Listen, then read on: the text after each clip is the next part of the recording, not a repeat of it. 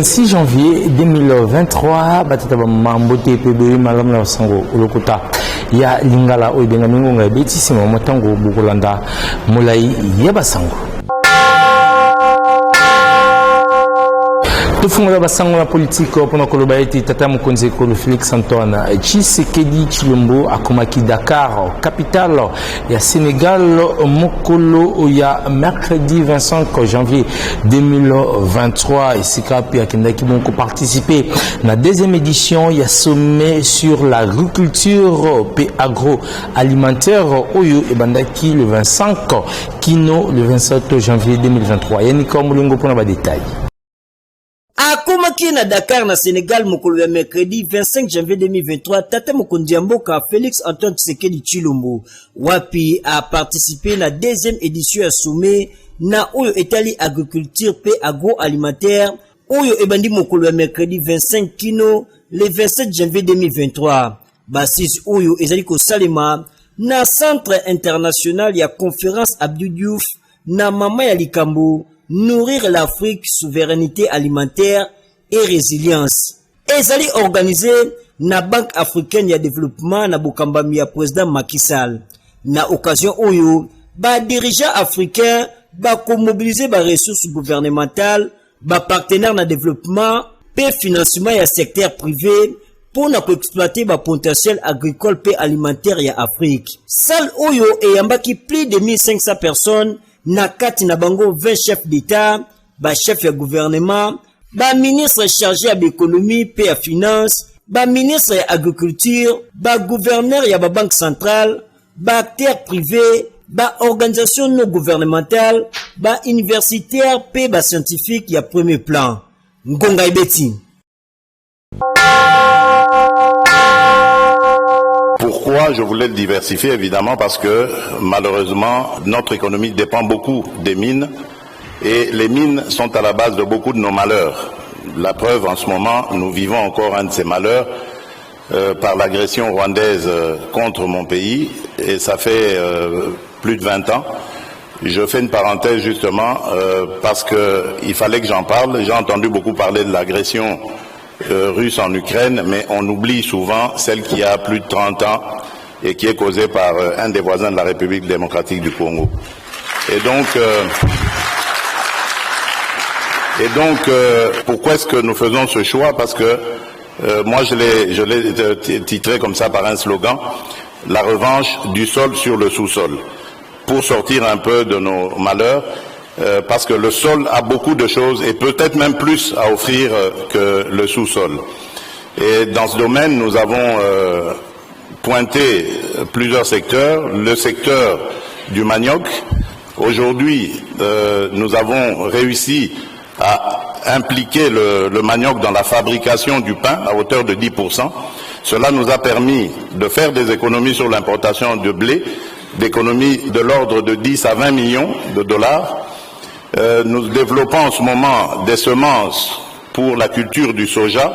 Vous savez que le soja est très important pour lutter contre la malnutrition, mais également pour servir d'aliment pour le bétail. Nous faisons aussi dans la formation des moniteurs agricoles qui reçoivent un renforcement de capacité et qui, le moment venu, vont descendre sur le terrain pour encadrer les paysans. Aussi, nous avons mis un accent sur la mécanisation. Aujourd'hui, nous sommes en mesure de dire quels sont nos besoins dans ce domaine. Nous avons lancé un plan très ambitieux que nous avons appelé le plan de développement des 145 territoires. Ce sont les 145 territoires ruraux qui forment la République démocratique du Congo. Et ici, le but est de doter chaque territoire d'une brigade agricole. Et c'est à ce moment-là que ces moniteurs iront auprès des paysans pour les aider à maximiser leur travail et leur profit. Tokoba na basango na bino na brève oyo pona koloba bino ete tension ezali bongo kokoba entre la République démocratique du Congo et Rwanda wapi mboka ya Paul Kagame uti bongo retiré signature mayango na accord ya Nairobi oyo esingaka retrait na lombango ya ba rebelle ya M23 na République démocratique du Congo pe balaki ko tindika ba M23 ba koba na offensive na bango na ba territoire nyonso oyo esengeli ba occupé na est ya République démocratique du Congo nyonso etalisamaki na nzela ya communiqué moko oyo tsamaki mokoloto mokolo ya mercredi 25 janvier 2023 wapi gouvernement rwandais signaki na kombo ya Paul Kagame président ya Rwanda. Tozongela ngo avec force détail na édition mususu oyo kolanda. Tokoba basango na sécurité pour koloba été correspondant na biso na etuka ya Beni na province ya Nord Kivu Jina Ivo ya Paluku azali kobetsa ngonga na nzela ya alo pour kotalisa situation sécuritaire kolandisa mabatiro oyo eutaki na ngambo ya Rwanda contre ba position ya ba FARDC susu attaque oyo basaki bongo na avion de chasse ya ba FARDC na aéroport ya Goma Boyoka yazali na micro ya Yaniko Mulingo. Situation penza au sécuritaire eza malamu te eza ya malonga te na nord de Kivu mingi na Petit Nord kokende nzela ya Goma nzela oyo ebandaki ochikala koravita e Goma entre kati ya Beni Butembo na Goma eza lisusu ya kokatana o babanda kolekela na Kitanga Masisi Sake poko koma na Goma munguna M23 bandaki atake kuna banda lobi loleki na lobi na lelo mwatongo mapingama ekolo na bilenge mibali bo basangani na ba groupe ya bato penza balingi ekolo bazoko salisa pene ya FRDC ko tuta munguna ya M23 ba information tuzana ngo banda tonko ba pusaki bango ba tindiki bango ba rebel pene ya kiwanja po bakota na kichanga te po bakamba penze la wana penza ya malamu te me bazome na sekaka kokota kuna bao ba jeune wana bakimisi ba M23 na kote o ba bengi kibirizi esika nini balingaki bakamba penza yangonde bitumba ekobaki na kati mwa bango banda lobi loleki lobi na lelo mwatongo mais toti ozwa penza ba information que bilenge mibali ina na FRDC bazo kamba kaka kichanga Masisi na Sake ata soki munguna azomenase ba avion de guerre na biso wana imataki lobi na moi na aéroport de Goma tangu lingaki kokende na kichanga po esalisa ba oyo baza penza ba patriote wana mbala moko selo ba information tuzanango misile moko eutaki na Rwanda eye oyo mutozaki na kati pilote oyo atambwisaka avion ina na lopoto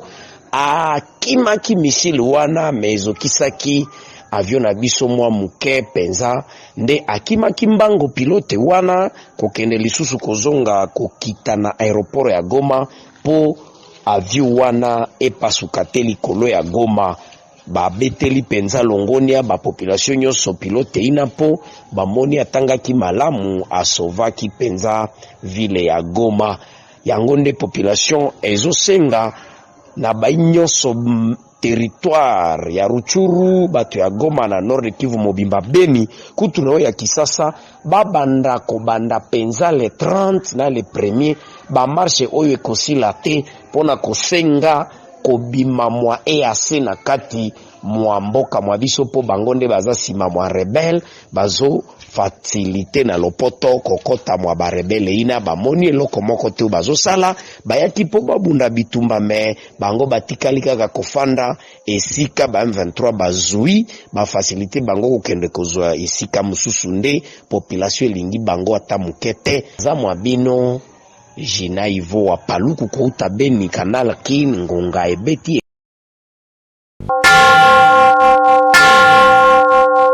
malnutrition ezali moko ya ba facteur oyo ezali kolelisa ba femme déplacée enceinte oyo bazali kosenga refuge na basito ya ba déplacé mingi penza ya Bunia na province ya Ituri. Filo Chinguta pona ba détail.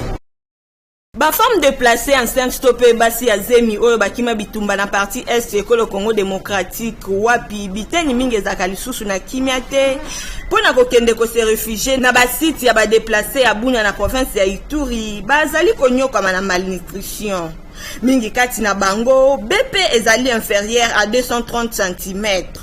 Basusu bazali ba mineur koloba ete bakokisa na 18 ans te pe ba misusu kutu bazali na bokono ya sida nzokande mwasi soki azali na zemi esengeli ali ya mbala misato na mokolo pe ali ya biloko oyo ezali nutritif po ete mama azala a mesure ya kofournir na bébé belema nyonso oyo ezali nécessaire pour na développement na ye.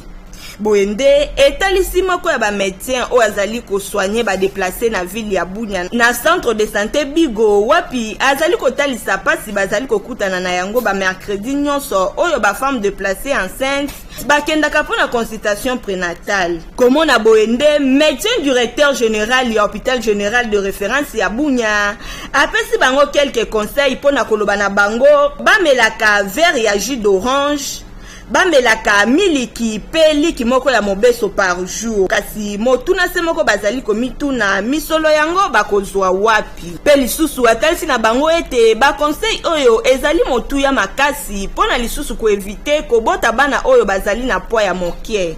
retard ya croissance diabète pona kotanga kaka wana pe atalisi ete bazali na temps stoppé na kozela ka farine enrichie na base ya soja masangu pe huile fortifiée oyo ekouta na assistance ya programme alimentaire mondial PAM na mokuse wapi azali ko se préparer pona komemela bango yango. Esengeli koyeba ete site ya ba déplacé ya Bunia ezali na plus de 45 millions ya ba personnes wapi kati na bango plus de 27 000 femmes. Ngonga ebeti.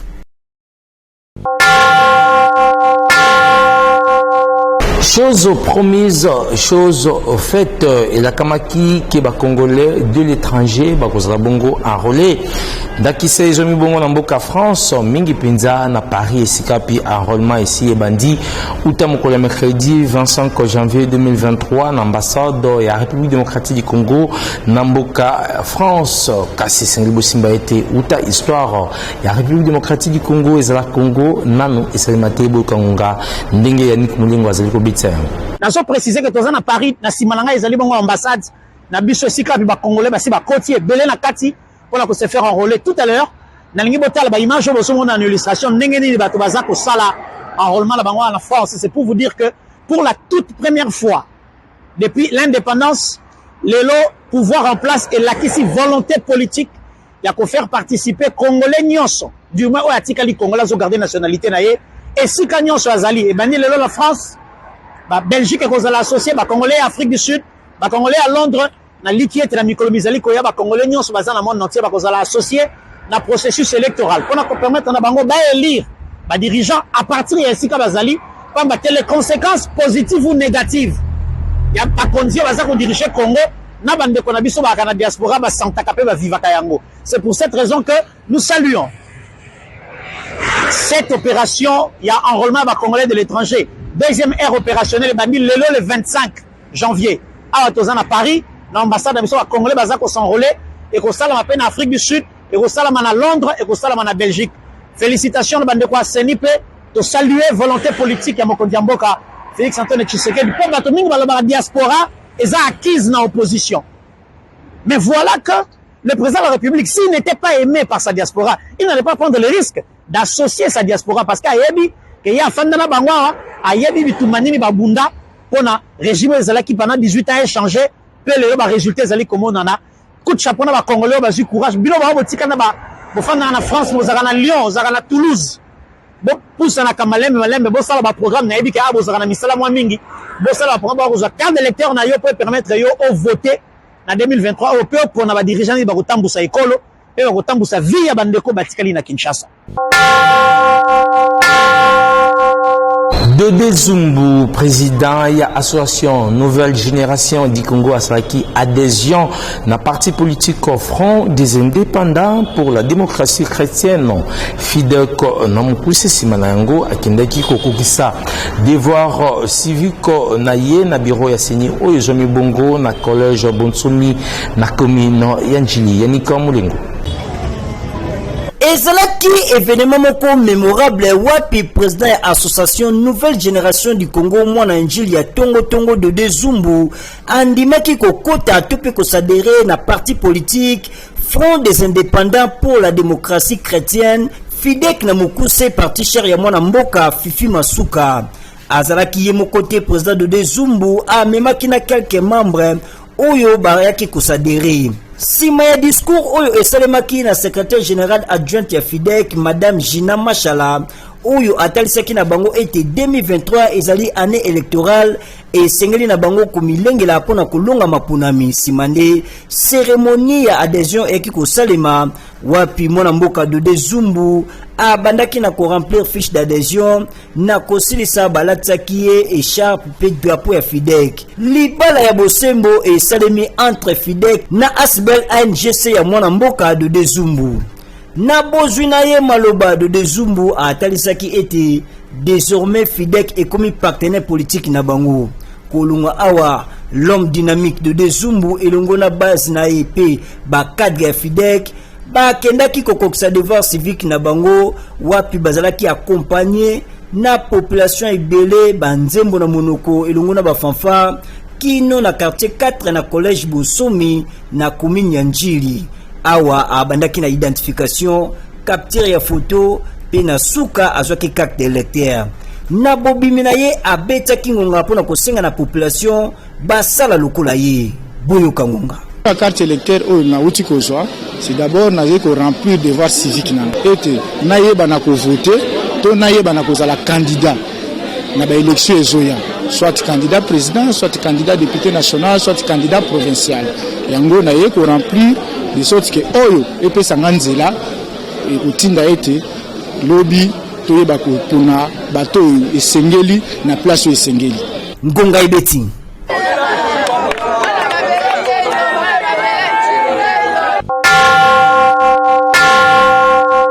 Bienvenue Nzalako au cadre monene na kati ya parti politique Mouvement de Libération du Congo MLC na mukuse Jean-Pierre Bemba Gombo auti kokugisa ye devoir civique et patriotique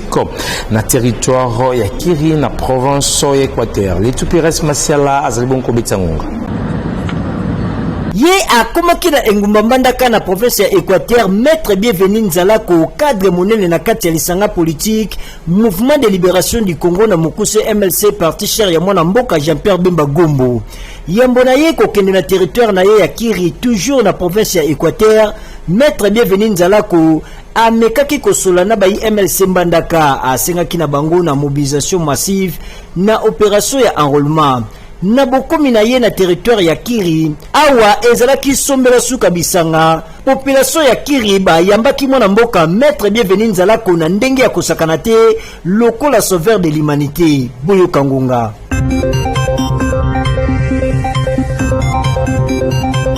So Music Studio.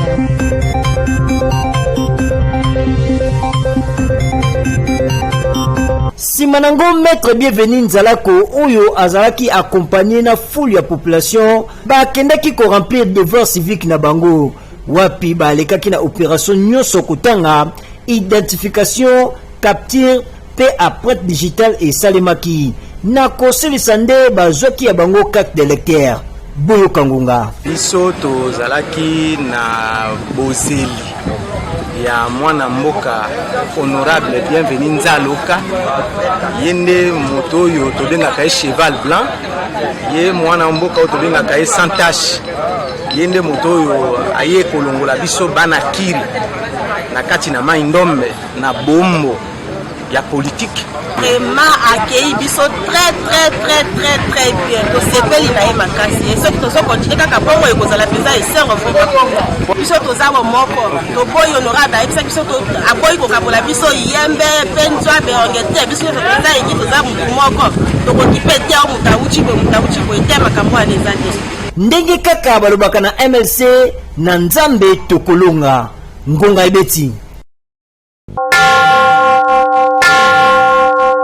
Kajoso Mafolo élu ya commune ya Kisenso oyo sijara bongo na niveau ya assemblée provinciale de Kinshasa actuelle, bien sûr directeur général adjoint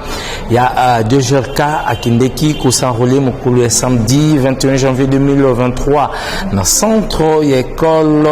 Kitomesa oyo ezomi bongo na commune ya Kisenso sika plaza ki accompagné na babazo na ye mifika na mbuma azalia ki wana pona compte yango ngebi.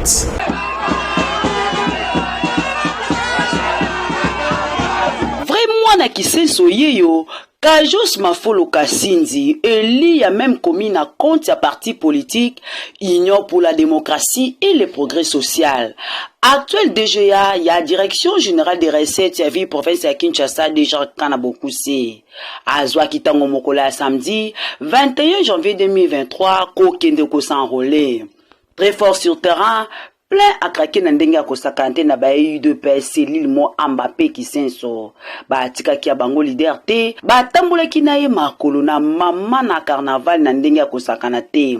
Population ba drapeau ya parti na maboko, t-shirt yelongi na ye. Ye moko Kajos Mafolo Kasindi na maboko biki rouge pona ko porter correction. Film pona ko talisa yete nyonso ezali ba jeté surtout pona commune na ye Kisenso. Ba tourner presque commune Kisenso mobimba na cadre ya sensibilisation ko la kisato pe ko talisa bana mabele ba e ba bon ko s'enrôler massivement. Bayaki ko chité na école technique Kitomesa centre ya commission électorale nationale indépendante au Yaponi pour na kozoaye carte électeur na bokomi a tous ces procédures nyonso ndenge ezali ko salema azui carte pe abimi na ko betisa ngonga boye. Alakisi ke Kisenso ezali acquise la présidente de la République pe honorable Kajos Mafolo.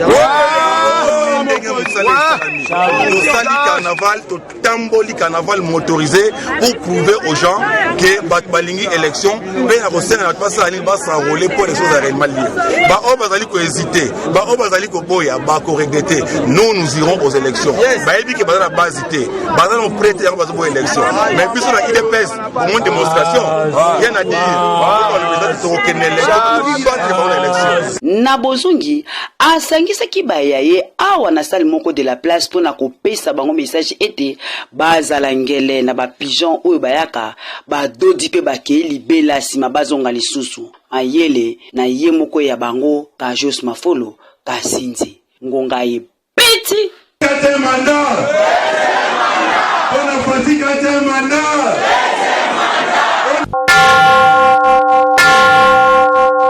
Mwana mboka Patrice Ntamboye président sectionnaire ya Ligue de Jeunes ya IDPS ngaba akindeki kozwa carte de lecteur na ye na complexe scolaire Papa Malou na commune ya ngaba isika pesa kibongo accompagné na bazo na ye yaniki mulingo pona ba détail.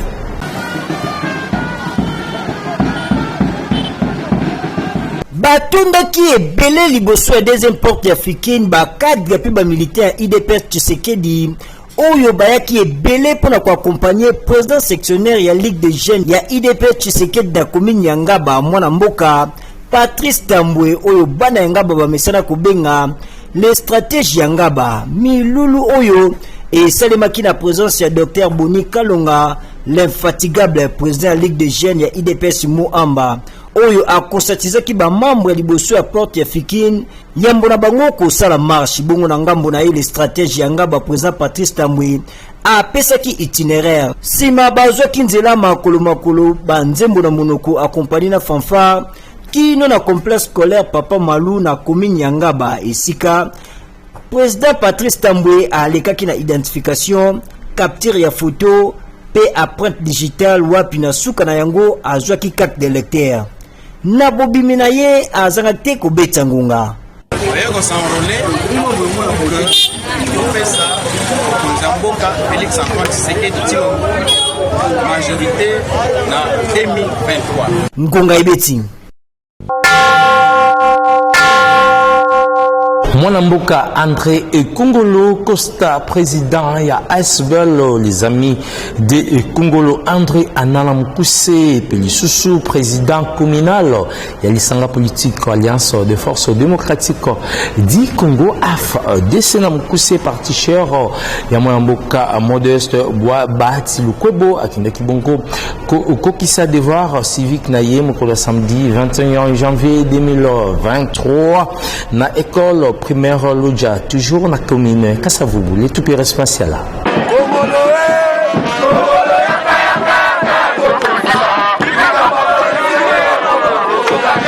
Commune ya Kasavubu ezalaki tombe na ndenge ya kosakana te na drapeau ya rouge ya lisanga politique Alliance des forces démocratiques du Congo AFDC na Mukuse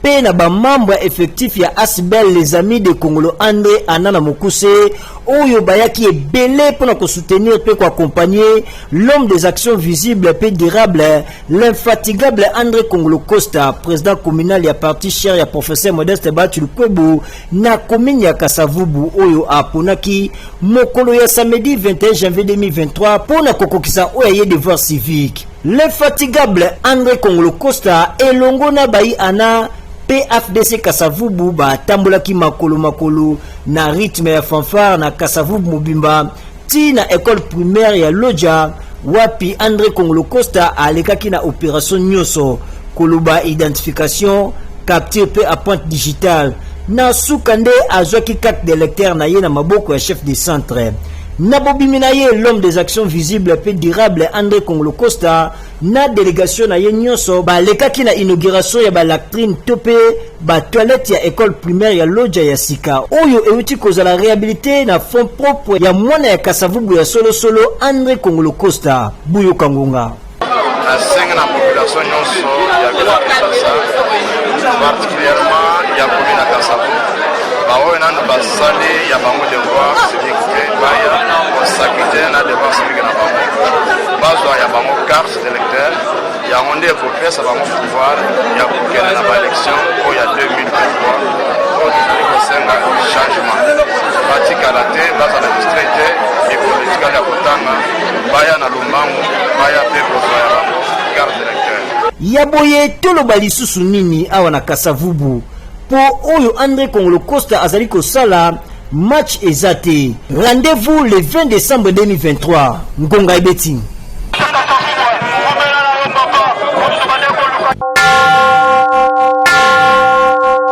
Mwanamboka Robert Nyondo, patron de la société Sodimas Congo,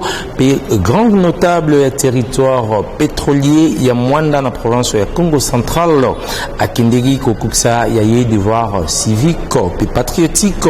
longo na population ya territoire ya Mwanda oyo bayaki belé ko yambaye pona kolakisa ete azali mwana ya Mwanda ya solo les tout pires masiala. Ye aponaki mokolo dimanche 22 janvier 2023 pona kokende kokukisa ye devoir civique na territoire ya Mwanda na province ya Congo central. Ye nani le grand notable Robert Nyondo Toko, patron ya société Sodimas Congo oyo atambolaki moi mobimba na national numéro 1 na cortège na ye yambo na bango kokota na nzela ya Mwanda. Mbula makasi ezalaki kobeta na signe ya kolakisake bokoti ya natif ya base ya kitona Robert Nyondo na territoire ya Mwanda endimami penza epa bankumu. Na bokomi na ye na Mwanda, Robert Nyondo oyo azalaki accompagné na molonga na ye Mami Rose Chanael Nkosha ko s'incliner na mausolée ya fait honorable Léonard Ntimba Nzungila oyo azalaki président ya assemblée provinciale ya Congo central. Lisusu Robert Nyondo alekaki na koyoka badoléance ya habitant ya village Nzadi Congo pe alekaki na komobiliser bango kokende ko s'enrôler massivement à Boyoka Ngonga. Nzambi sadi sabetu libère que kota d'ici là et puis maza yake kuza après. OK. Sensibilisation yango ekobaki na ba village nyonso oyo ezali na territoire pétrolier ya Mwanda Boyoka Ngonga. bamame papa pe nasepeli mingi nasepeli namoni bino susu nakasi nalekaki ya mbala ya simbala ya 6 mois je crois naleki na kotala bino nalobi naleka lisusu makambo eza ebele mais boyebaki période ya électorale ezokoya mpona kovote il faut kozala na nini carte estce bozwi bakarte na bino bozwi bakarte na bino ok oyo azwi te akende osala nini bokima mbangu bokende kozwa parce que ndenge bokopona mikozi oyo bakodirige bino mikolo koya bongo te mpona bolelalela te ke mwinda eza te o papa robert mwinda o mai tout ça bovote banani bato oyo bino bolingi mpona yango il faut se faire enrôler. Na bangonga ya 16h cortège ya PDG Robert Nyondo ekotaki na cité ya Mwanda wapi fuli ya bato to pe bana ya Mwanda bazalaki kozela le fils du terroir Robert Nyondo po bayamba ye kitoko boyoka ngunga.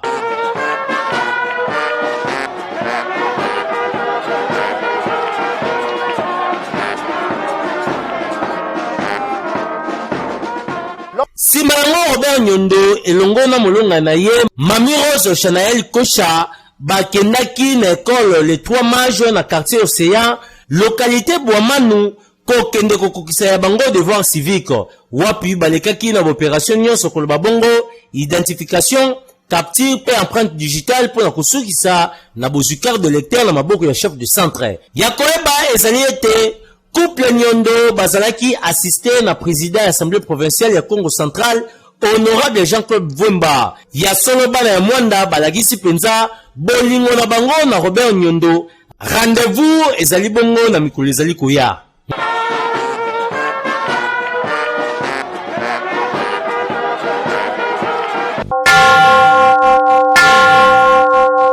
Balobando qui est congolais ezalika ka congolais moko butala fondation Yeli Molangi oifani sama solo na commune ya Ngiringiri babandaki déjà misala ya kirage ya bakanivo oyo zomi bongo na balabala sosa juste na wenzi ya bayaka uta mokolo ya mardi 24 janvier 2023 kasiko koma mokolo ya mercredi 25 janvier bourgmestre ya commune ya Ngiringiri ayaki bongo pekisa misala wana pambate alobi Fondation Yeli Molangi bazwaki ordre pa na iti esengeli bakata misala wana botala pasi pe mawa ndenge population Ngiringiri le limifika na mbuma Lili Maleka pe fiston Mandondo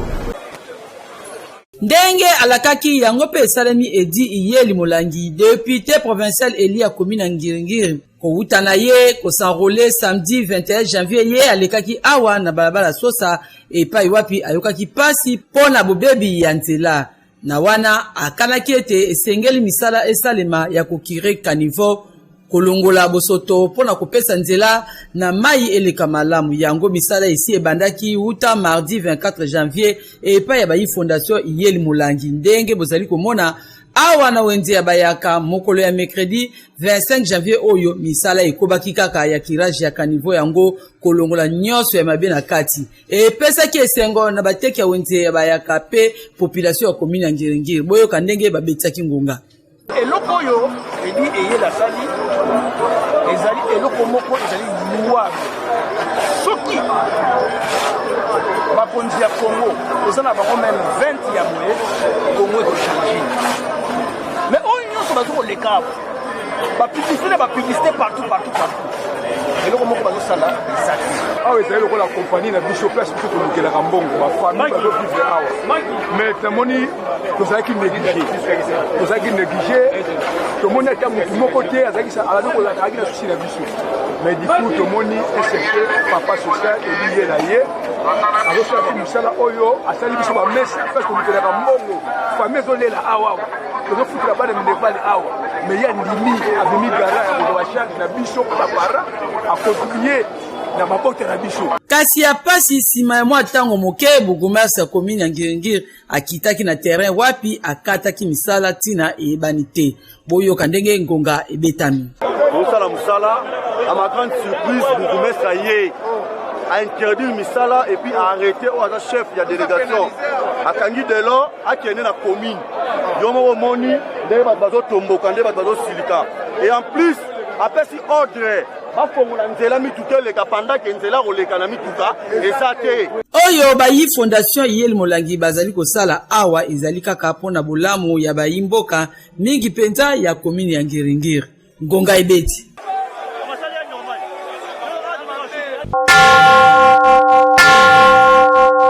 Merci Nabino surtout pour l'andibisu de partout Kimia Yankolo na mabuta Nabino kasi esenglibo remercier bongo bae onyo so basala kumsala kitoko poite tokuma na mabuta Nabino na ba condition elongo bani sardo dimbusi ma caméra L professeur kasi montage zala kibongo ya ala bamba lala kisima elongo na Christian Makutu édition signée Yannick Molengo ngana bino tokutani mposo o ezali ko ya kasi botikala malamu na ba programme ya Canal King Télévision Télé-Vérité.